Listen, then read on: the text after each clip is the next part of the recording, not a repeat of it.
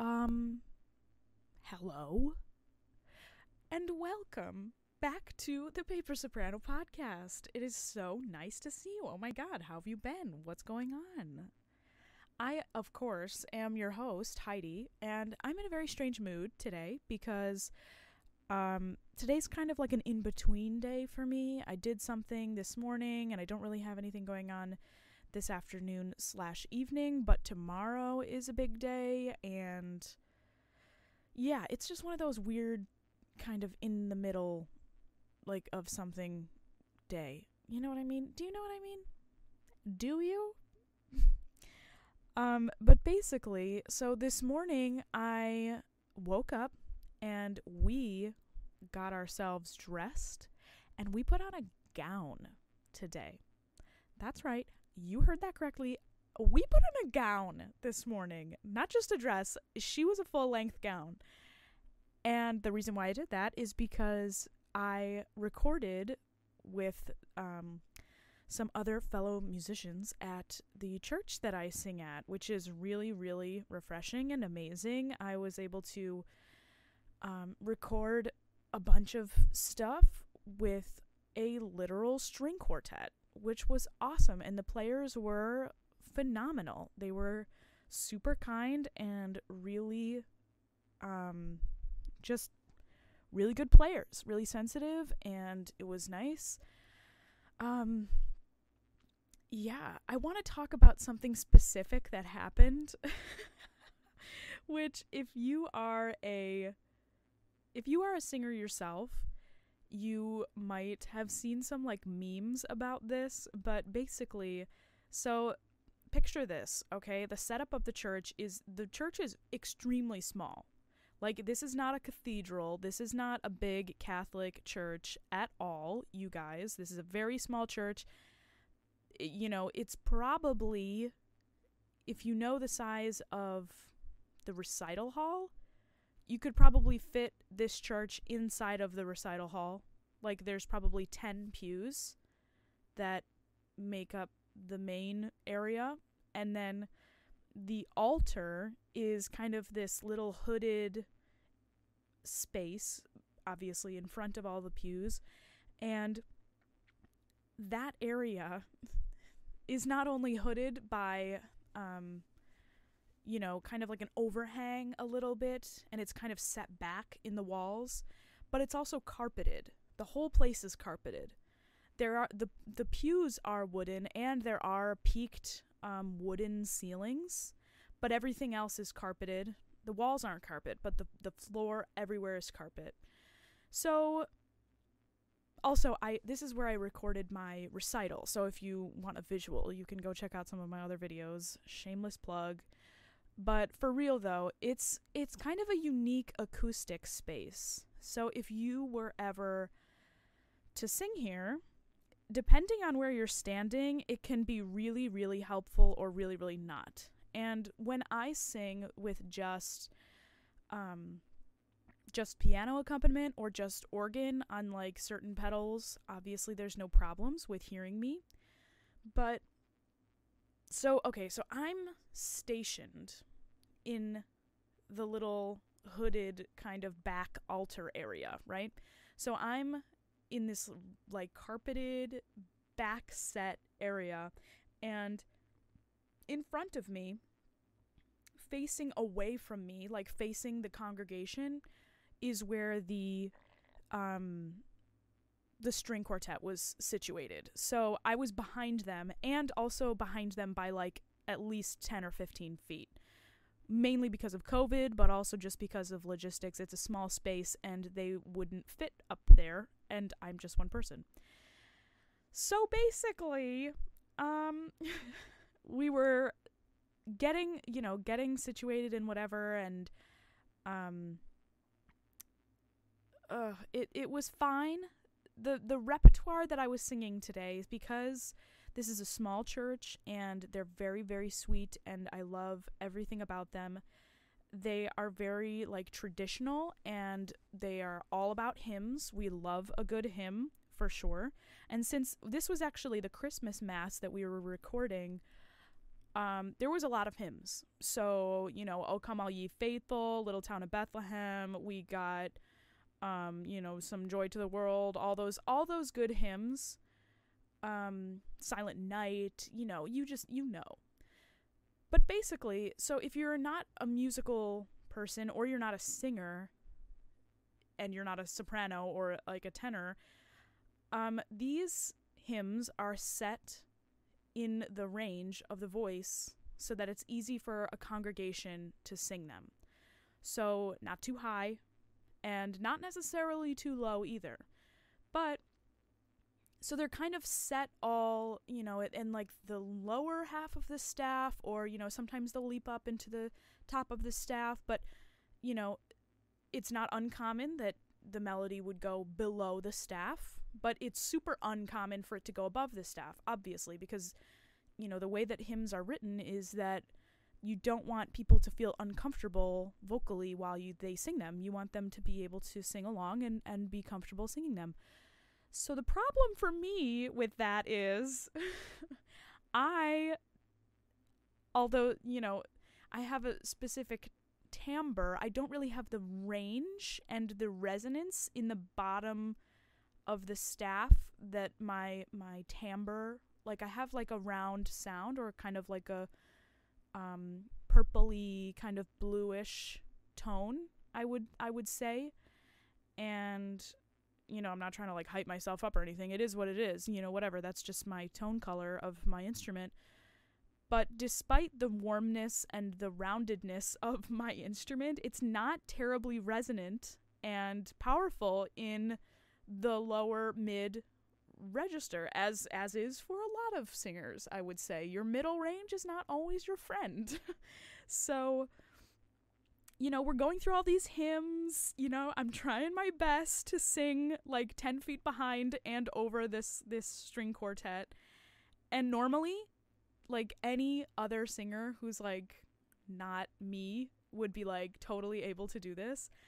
But the combination of like the acoustics, and I have a rather small voice, I would say. I don't have a big sound. I have, you know, I'm a Coloratura soprano, so it's not like I'm like out here singing Wagner. You know what I'm saying? I'm not out here like breaking wine glasses with my voice, which I wish I was. Trust me, like that would be incredible, and you know, I would live my best life as a Wagner, but that's not where we are, honey. So we work with what we've got, and I was singing these hymns and trying to, you know, do my best not to push, because there's a big,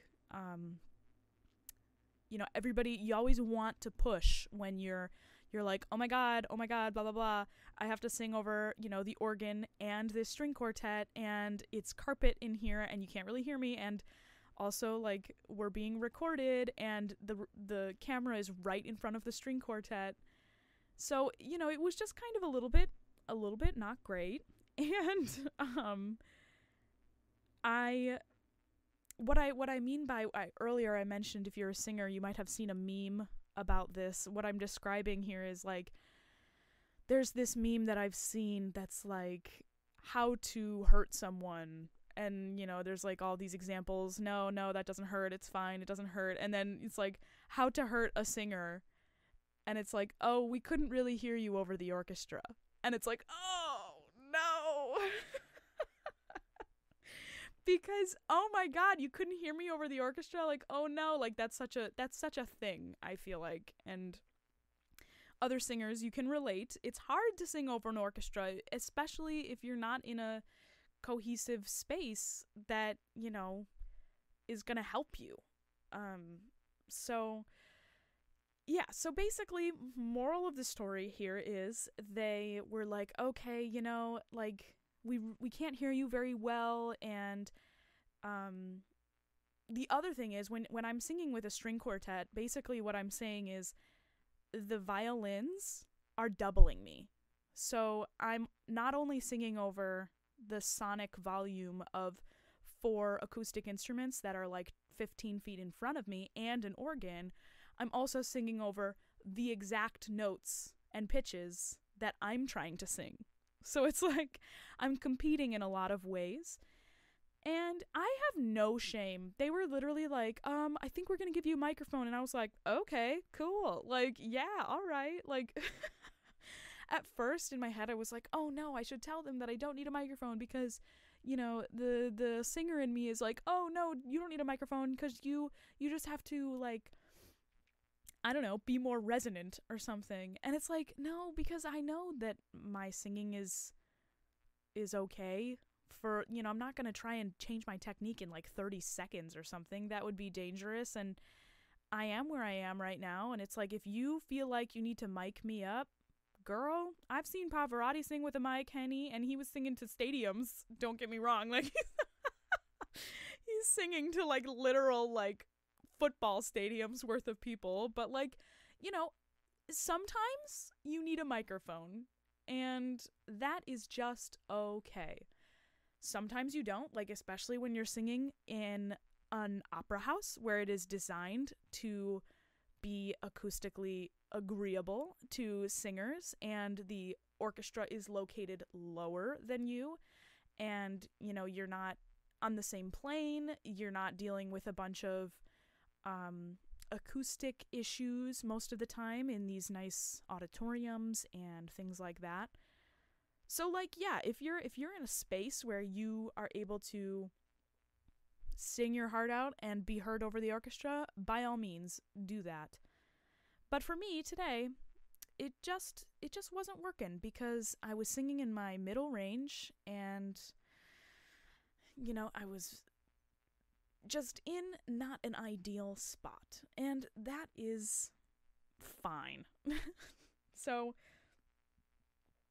you know, we're working through it, and it wasn't my most shining moment as an individual to be told that I need a microphone because you can't hear me over 4 string instruments.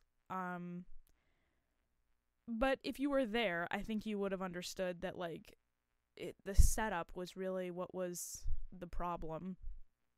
But also, guess what, dudes? Like, it's COVID time, so I can't just be coming up and standing right behind the orchestra and being all close to them and also singing, because when I sing at that church, I take my mask off. And that's a huge thing because we make sure that everything is, you know, spaced out. Like I said, like 10 to 15 feet away from someone is acceptable. So like, they didn't want me to move any closer to the camera that we were recording with because that would be unsafe. And I also didn't want to move closer to the camera because, you know, I agree. And there was really no other place for me to go because the church itself was so small. And yeah, so it you know, it is what it is. If something like this happens to you and you're a young singer and you're like, oh God, you know, there's stigma around using a microphone, and, you know, especially someone who's classically trained, oh my God, I don't want to use a mic. Oh, it's like, dude, you know, those kinds of things are just like, they make sense in certain situations, and then in some they just don't. So if you are gonna have to deal with a certain situation like this, like if you are a church singer, or if you are, you know, working a gig or an event or something, and you get faced with this like thing where they want you to use a mic, just make sure that you ask them, you know, can I do a sound check? Can you make sure that when I sing, you know, higher notes and pitches that are actually in my comfortable singing range, can you make sure that the levels aren't going to peak and I'm not going to, you know, be ridiculously loud through this microphone? And also, oh God, we do not, as classically trained singers, we do not know microphone technique like pop singers do and like other kinds of singers do, like jazz singers and stuff. But for real, if you're singing louder, or if you're singing a high note or something, you're singing something in a phrase that pops out, or, you know, you want to make a statement about it, you have to physically move away from the microphone. Like, that's what I would assume is technique. That's what I do. That's what works. That's what I see other people doing. And when, like, contrarily, when you sing something that is quieter or a lower pitch that might not necessarily get picked up as easily, you have to move closer to the microphone. And it's like that proximity thing is something that classically trained singers are not trained in. We don't sing with microphones, so that when we're put in front of one, it's like, oh my god, no, not a microphone, like I don't know what to do with this, oh my god, no, like, and then you start freaking out and you're like, I'm just not good enough, oh my god, I'm not loud enough. It's like, no, oh my god. Maybe, honestly, just saying here, maybe the whole stigma with using microphones comes from people not actually knowing how to use them. Who knows? But yeah, for me, it's a love-hate thing, because the music repertoire, like the kind of music that I sing at this church that I sing at, is not like my preferred repertoire. Like, I'm not singing my Coloratura heart out, you know? I'm actually singing quite the opposite. Like, it's I sing a lot of spirituals that are very low. I sing a lot of hymns that are set very low. I sing a lot of kind of almost poppy type tunes that are, you know, might work well with like a Christian rock band or something like that, but it's all in very mid-range. And that is just something that I have dealt with in the past, and I'm comfortable singing in that range for the most part, you know, especially when I'm just with like a piano or just with an organ. And I did that over the summer with a microphone because we were actually outside. So when I was singing outside, you know, I had no problems using the microphone then, because I understood, you know, it's hard to hear somebody outside when you're not mic'd, you know, it doesn't really matter who you are. But yeah, it's an interesting thing, because there is a lot of stigma around microphones, and I have certainly contributed to it, because I'm like, oh, you know, like, who, you know, use a microphone, you know, but it's not like that in reality. Especially, it depends on the rep you're singing. Oh my god. And like, the title that I'm giving myself right now, this title of Coloratura soprano, if you're not a singer, or honestly, if you're not a musician and you have no idea what I'm talking about, like, that title is part of something called the Fach system, F-A-C-H, Fach system. And basically what it does is it just kind of categorizes types of voices into these little titled, you know, groups. So there's different types of, obviously you have, you know, soprano, alto, tenor, and bass as your four big categories. But then also there's ones that people don't really, you know that very much about, and that's countertenors, that's contraltos. Countertenor would be someone who sings in the alto and mezzo-soprano range as a male. So that's a unique voice type, very, very unique. And same thing with contraltos. Some people argue that contraltos don't really exist, but I think that they do, and you know, we can have a whole conversation about that. But basically, contraltos are just a very low alto. And there's also a subcategory of basses. Like, if you're thinking soprano, alto, tenor, bass in like the choral setting, basses are divided into baritones and basses, whereas basses would sing lower and baritones would have the ability to kind of sing a little bit higher, like you get a little bit into the tenor range, but also you have the low notes of some, you know, basses, and baritones are just kind of in the middle of basses and tenors. And by all means, if I'm explaining any of this wrong, I'm literally just explaining this as I know it off the top of my head, so please do feel free to correct me in the comments if you see fit. I'm always up for learning new things, especially if I have learned them wrong in the past. So going on, though, altos are also divided, and I'm just kind of dividing them into the large groups that I know of, So, altos are divided into mezzo-sopranos. Yeah, it's hard because they're called mezzo-sopranos, but they sing in alto range. So it's like altos are altos, but it's hard because if you sing solo repertoire, you're not going to call yourself an alto. You would call yourself a mezzo or maybe a contralto or something of that nature. I guess I really need to research this more, but if you know anything about what I'm trying to say, please do help me out. And then, of course, there's like a million subcategories of sopranos because there are a million sopranos.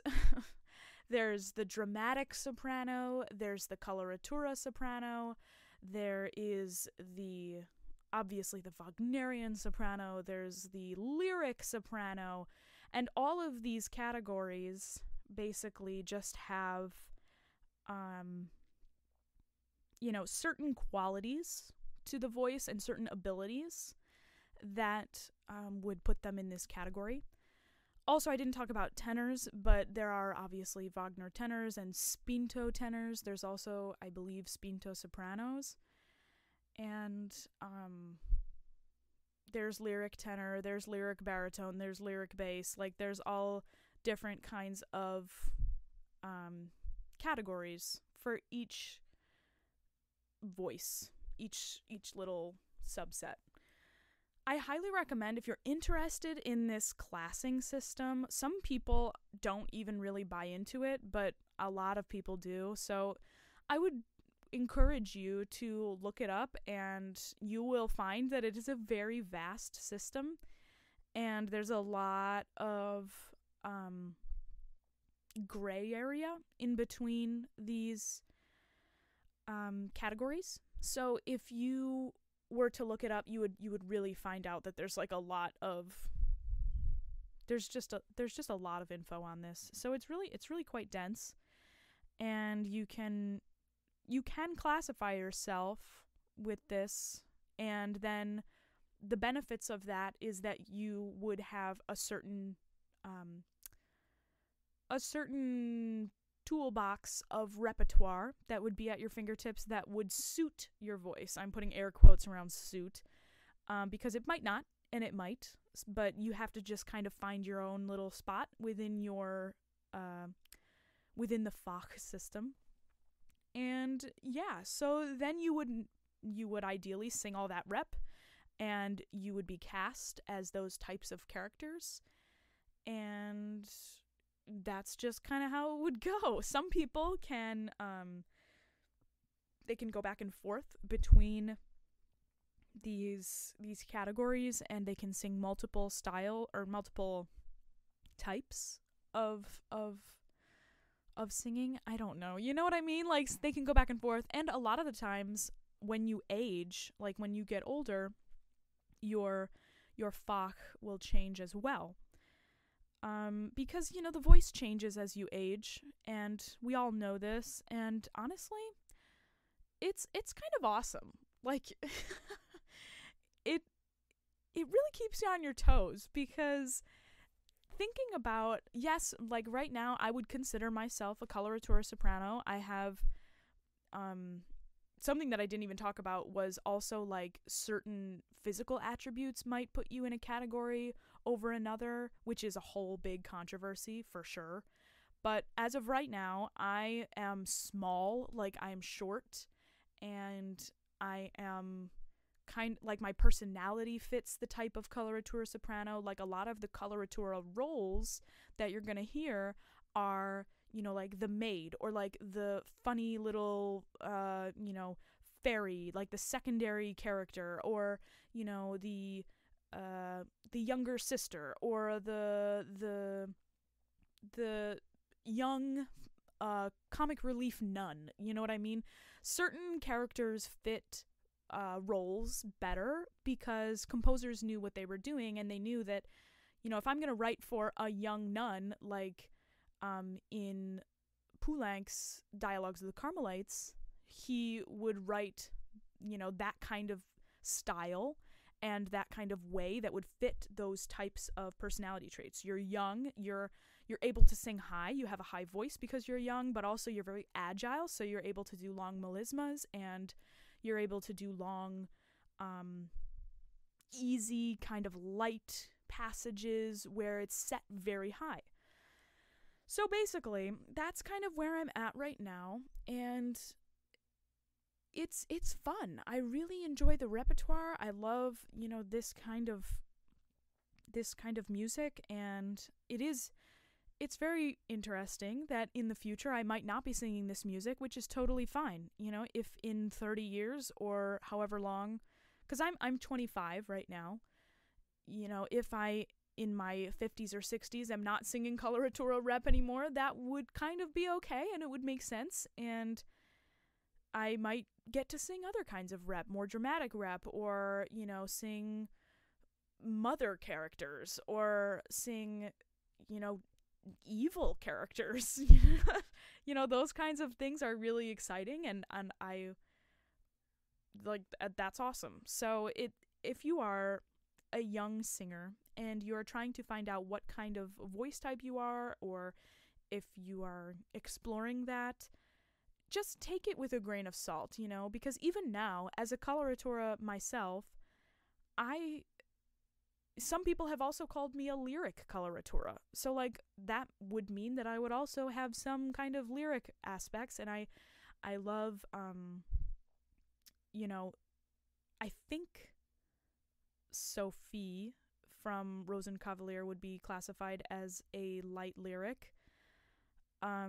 Perhaps not. I'm not exactly sure. But that role of Sophie has a lot of light, but also very high repertoire within the show. So it's like there's this gray area everywhere. I super encourage you, if you're interested in this at all, and honestly, people who are probably still listening are like, oh, my singer friends who you're probably the only ones listening right now. But if you are interested in this, by the off chance that you are, do look it up. It's pretty intense, and there's a lot up to a debate and a lot up to some controversy. So yeah, if you're listening to me right now, and I can think of a couple of my singer friends who might have some stuff to say about the Fach system, let's get you on the pod, dude. Let's get you up here, and let's get you talking about some